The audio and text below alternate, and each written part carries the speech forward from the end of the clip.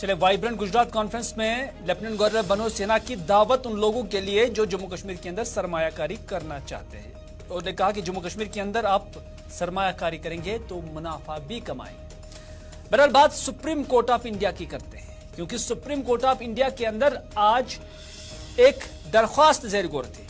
ताहम supreme court ने chief election commissioner को मुंतखब करने वाले पैनल से चीफ जस्टिस ऑफ इंडिया को छोड़कर नए कानून पर रोक लगाने से इनकार कर दिया है। कांग्रेस लीडरान जय ठाकुर और संजय मिश्रा ने नए कानून पर अबूरी रोक लगाने की दरखास्त दायर करते हुए कहा था कि इसमें इलेक्शन कमीशन ऑफ इंडिया के मेंबरान की तकर्रुर के लिए आजाद तरीकाकार फराहम नहीं किया गया है।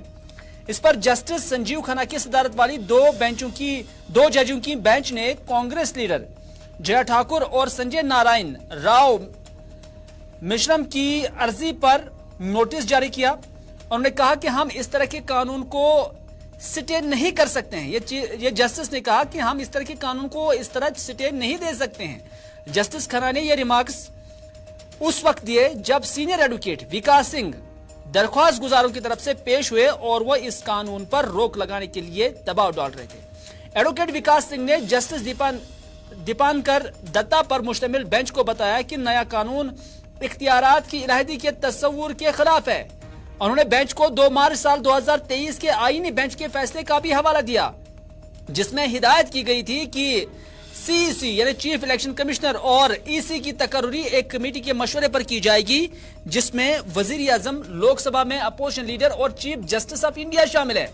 दरियास्ता बेंच ने मरकजी सरकार को नोटिस जारी किया, जिसमें सरकार से इस बात की वजाहत मांगी गई कि सरकार इस पैनल से चीफ जस्टिस को छोड़कर या दूर रखना क्यों चाहती है और इसका क्या मकसद है। आपको याद ही होगा कि पहले जब चीफ इलेक्शन कमिश्नर की या ईसी की जो तैनाती हुआ करती थी, उसमें वजीर आजम हुआ करते थे, अपोजिशन के लीडर हुआ करते थे और चीफ जस्टिस तीसरा मेंबर हुआ करता था। लेकिन मरकजी सरकार ने उस कानून के अंदर एक तरमीम लाई और एक नया कानून लाया, जिसमें उन्होंने चीफ इलेक्शन कमीशन को इस कमेटी से दूर किया और उसकी जगह मरकजी काबीना का एक सीनियर मिनिस्टर जो है उसकी तैनाती रखी थी या उसको कॉन्स्टिट्यूट किया था इस कमेटी के लिए, जिस पर फिर अपोजिशन जमातों ने शोर उठाया और उन्होंने कहा कि यह दरअसल एक आजादाना इदारे की हैसियत पर सवालात उठाए जाते हैं। तो इस तरह से यह मामला अब सुप्रीम कोर्ट के जेर गौर है।